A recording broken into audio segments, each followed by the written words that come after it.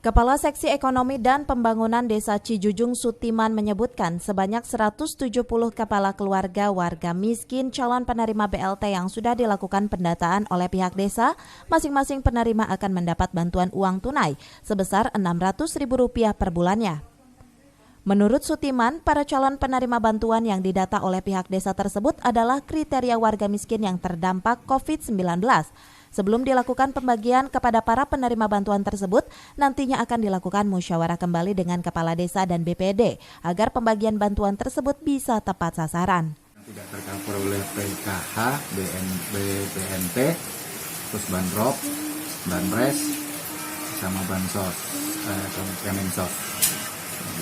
Untuk jumlah keseluruhan berapa? Jumlah keseluruhan yang saya tahu, saya nggak tahu persis Bang ya, yang untuk ke provinsi berapa, yang berapa kita nunggu belum tahu.